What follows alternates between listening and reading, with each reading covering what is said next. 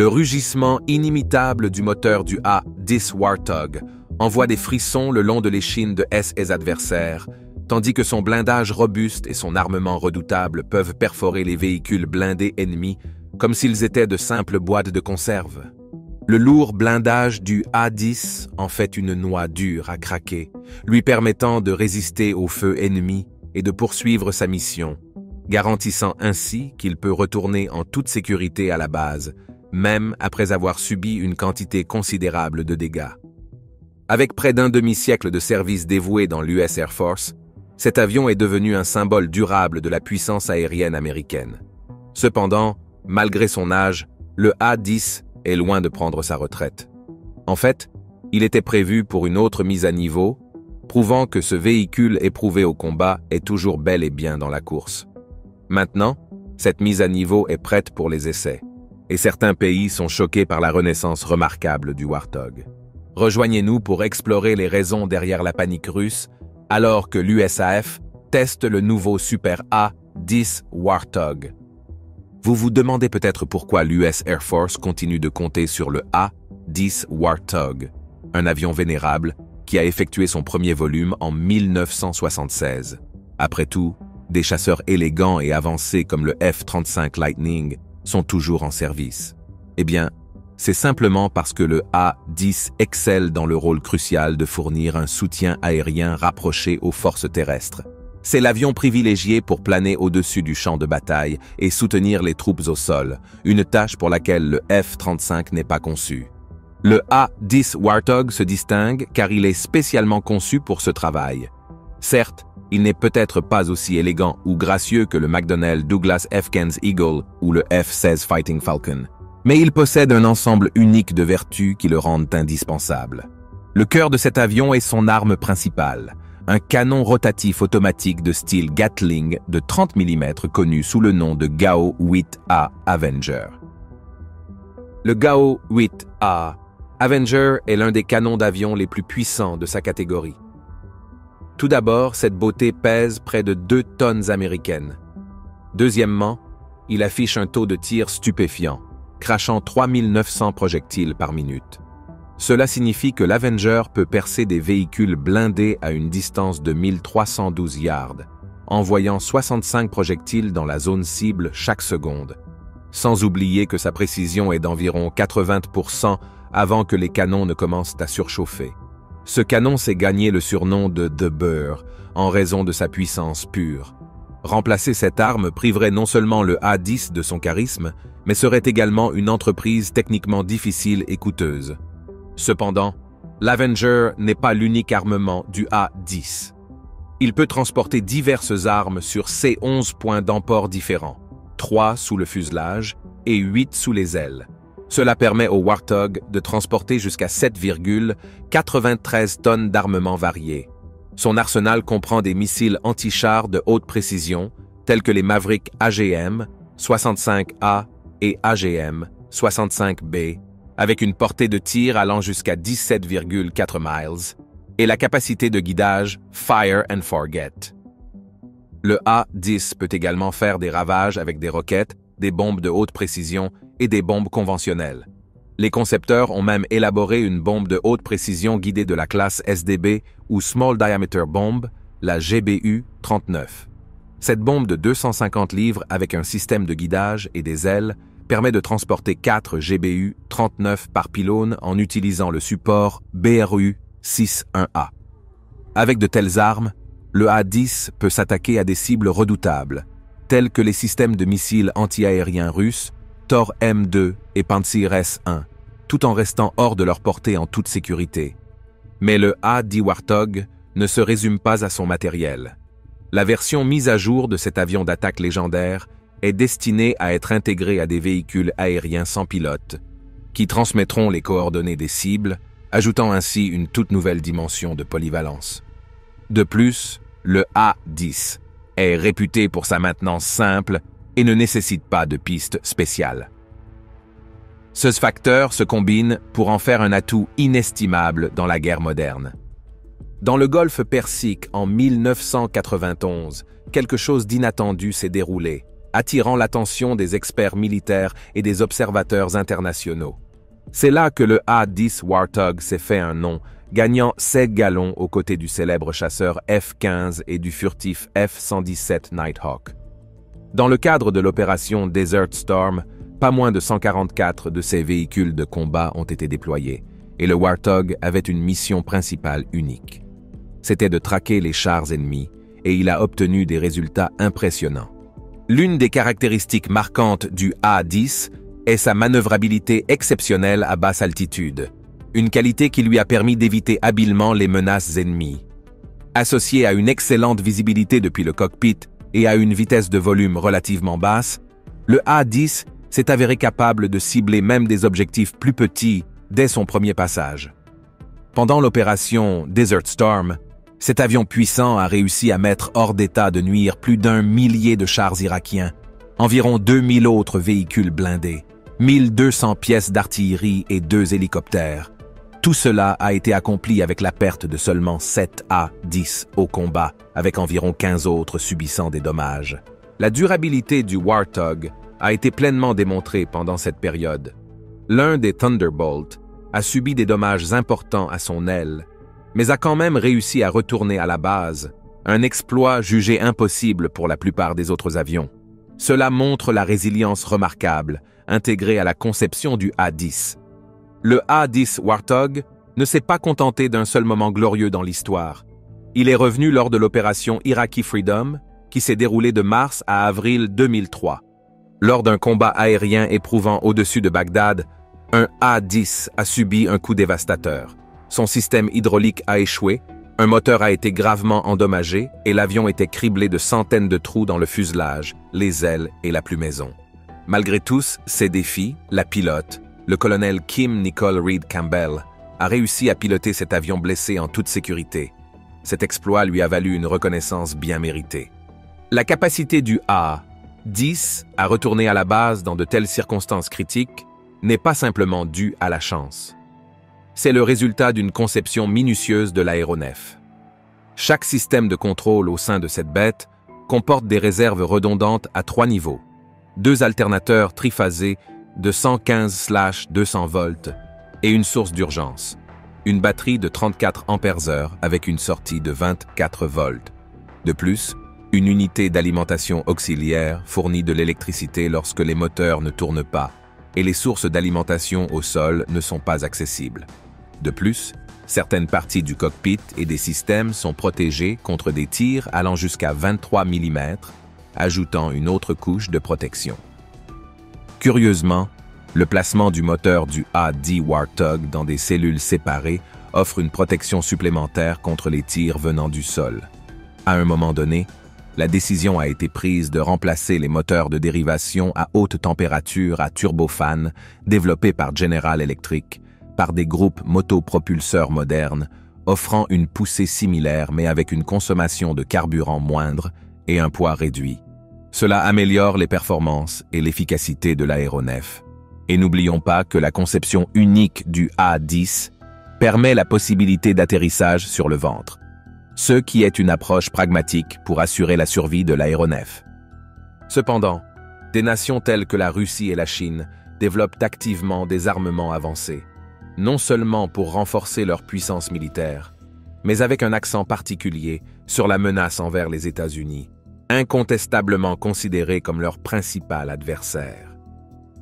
Seals Pays sont devenus habiles à exporter leurs redoutables armes à de nombreux challengers potentiels des États-Unis, étendant efficacement leur influence à travers le monde. Dans cette ère accrue de tensions géopolitiques et d'innovation militaire, assurer la pertinence et l'efficacité du A-10 Warthog devient crucial. Pour y parvenir, un processus continu d'intégration et de mise à niveau des contre-mesures contre ces nouvelles menaces est impératif. Le A-10, réputé pour ses capacités légendaires de destruction de chars, doit s'adapter à cet environnement nouvellement dangereux. Maintenant que le A-10 Thunderbolt a subi quelques mises à niveau remarquables, ses capacités ont été améliorées et sa durée de vie opérationnelle a été prolongée. L'une des mises à jour significatives inclut l'introduction de nouvelles ailes conçu pour supporter impressionnantes 10 000 heures de volume. Ce n'est pas simplement un lifting, c'est un témoignage de la présence durable du A-10 dans la guerre aérienne moderne. Mais les améliorations ne s'arrêtent pas à ses ailes. Le A-10 est passé de ses racines analogiques à un champ de bataille numérique plus moderne. La première étape de cette évolution a été le programme A-10C, Précision Engagement, qui a introduit le système Hands-on Throttle and Stick, ou OTAS. Cette technologie est déjà familière aux pilotes d'aéronefs de chasse modernes. Avec OTAS, les pilotes peuvent contrôler l'avion sans retirer leurs mains du levier de commande. Une autre addition passionnante au A-10 Warthog est les écrans multifonctions, les affichages sur le casque du pilote et les nouveaux conteneurs optoélectroniques et radars. L'affichage multifonctionnel de l'aéronef peut emprunter une page du livre du F-16 avec 2 écrans faisant partie du package Précision Engagement. Cela signifie que le pilote peut accéder à des informations critiques d'un simple coup d'œil, augmentant la conscience de la situation. Le A-10 est également sur le point de recevoir une connexion Link 16, une mise à niveau significative qui facilitera un échange de données plus étendu et efficace. Cette fonction est cruciale pour la communication et la coordination en temps réel pendant les missions. De plus, l'aéronef est désormais équipé de casques présentant le système Helmet Mounted Display, HMD, de BAE Systems Striker 2, avec vision nocturne intégrée et suivi des cibles. Ces avancées font partie des efforts continus visant à maintenir la pertinence du A-10 Warthog dans le paysage, en constante évolution de la guerre moderne. Mais l'une des mises à jour les plus passionnantes du A-10 est l'ajout du radar à ouverture synthétique, la technologie SAR. Cette capacité améliore la capacité de l'aéronef à détailler la zone environnante. La technologie radar pourrait inclure le radar à balayage électronique actif, ou AESA, le Dragon's Eye AN/ASQ 236. L'AESA fournit des images haute résolution et peut détecter des objets dissimulés sous terre, un atout puissant pour les missions de soutien au sol. Il est important de noter que les mises à niveau peuvent sembler constituer un ensemble considérable, mais c'est en réalité une version simplifiée de CE qui avait été initialement proposée. Même sous cette forme condensée, l'US Air Force dispose maintenant d'un A-10 qui n'est plus simplement un avion avec des ailes. C'est un train volant à part entière. Outre le Warthog, le seul autre avion construit pour le soutien aérien rapproché est le Sukhoi Su-25, une création russe. Cet avion a commencé la production en 1978, suivant une trajectoire de développement similaire à celle du A-10. La force aérienne soviétique a reconnu le besoin d'un avion à basse altitude et hautement survivable pour compléter sa flotte d'avions d'attaque.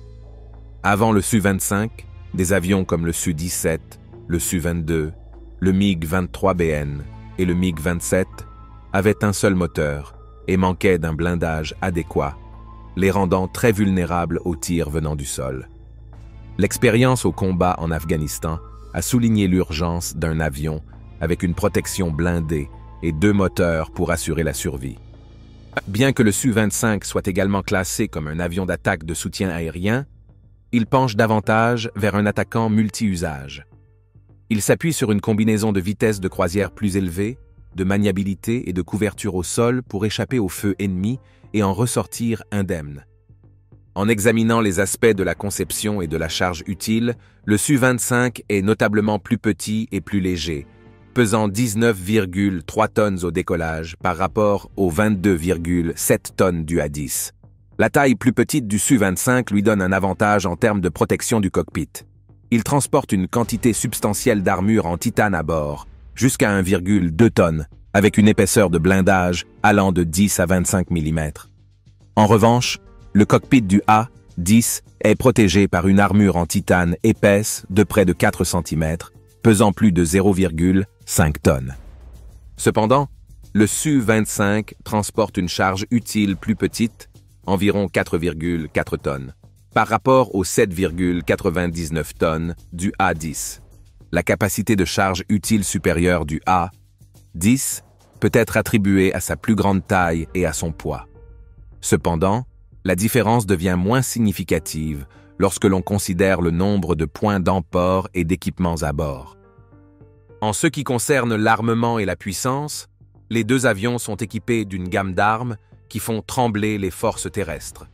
Le Su-25 est équipé d'un canon GH-32, plus léger que l'armement du A-10, mais avec un impressionnant taux de tir de 3000 révolutions par minute.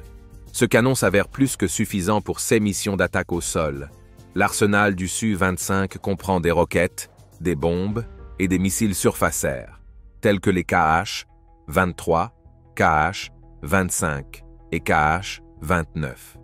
Il convient de noter que la variante Su-25SM peut également transporter des missiles RRR-73.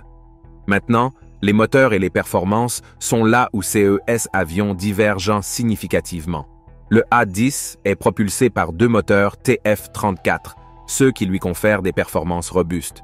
Ces moteurs, bien qu'ils soient puissants, sont exposés et vulnérables aux tirs venant du sol. En revanche, le Su-25 est équipé d'un moteur R-95 niché dans le fuselage, bénéficiant d'une couche supplémentaire de protection grâce à l'armure en titane. Cette caractéristique améliore la capacité du Su-25 à survivre aux tirs venant du sol. De plus, le moteur du Su-25 est multi-carburant, capable de fonctionner avec différents types de carburant, tandis que le moteur du A-10 est limité au carburant d'avion. Le Su-25 surpasse également le A-10 avec une vitesse maximale de 590 km/h, comparée aux 437 km/h du A-10. Cependant, il est essentiel de prendre en compte la portée opérationnelle. Le Su-25 a une portée opérationnelle plus courte de seulement 495 km, soit environ la moitié de celle du A-10, qui est de 1030 km. Pour augmenter sa portée, l'aéronef peut transporter du carburant supplémentaire à l'extérieur, mais cela se fait au détriment de la capacité de charge utile. La distance de décollage est un autre facteur à prendre en compte.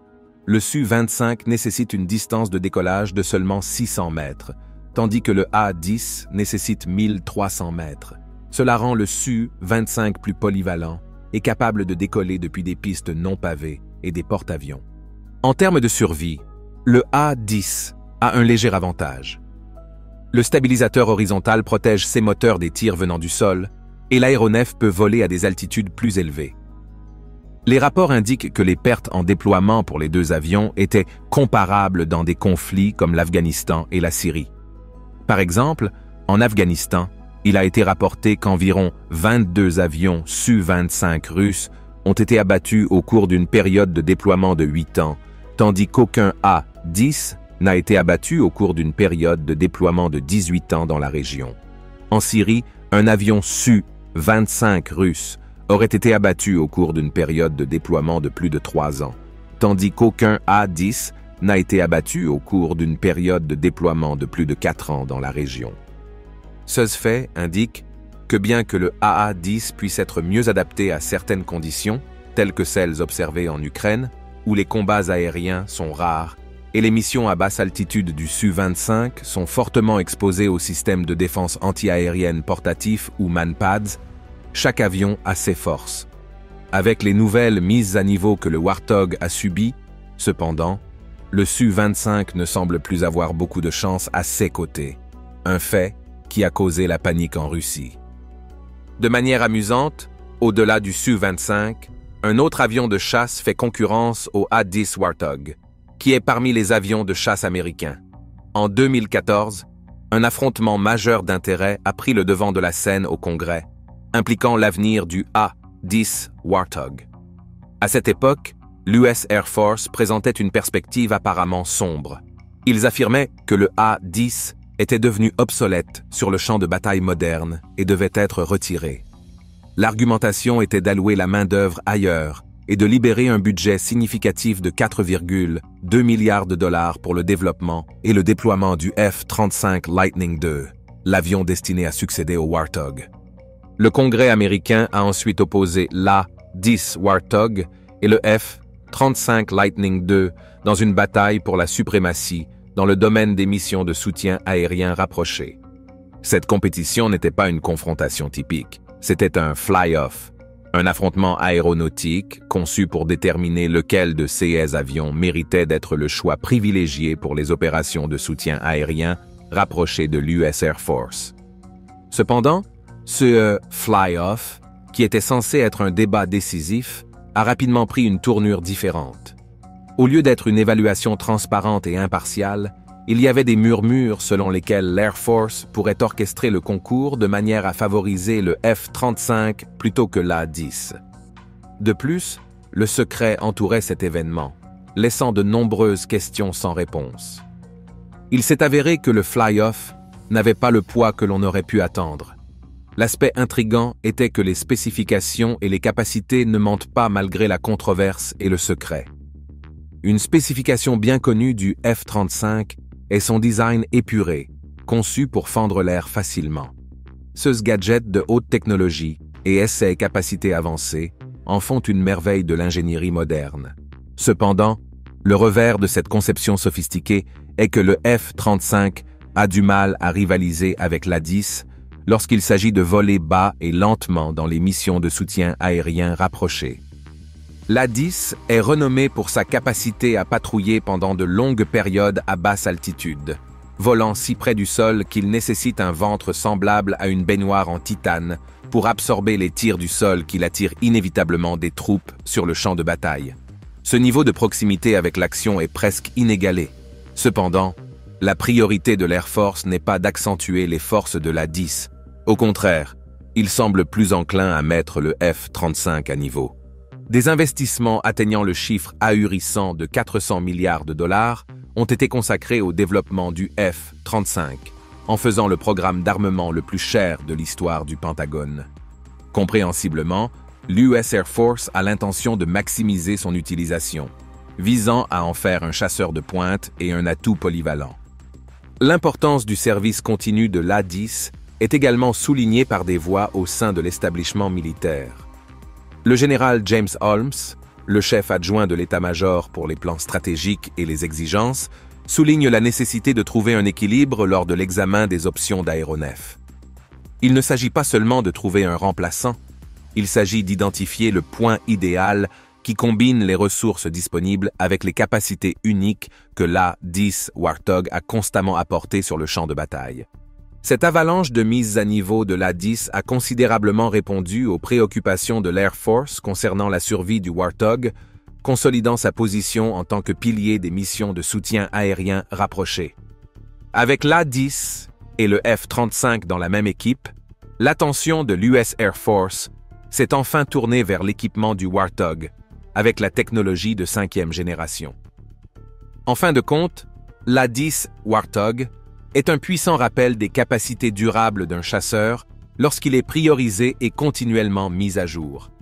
Sa capacité à suivre l'évolution des temps et à rester une force redoutable sur le champ de bataille illustre la flexibilité et la résilience remarquables des avions militaires, conçus pour un but spécifique, mais capables d'évoluer pour relever de nouveaux défis.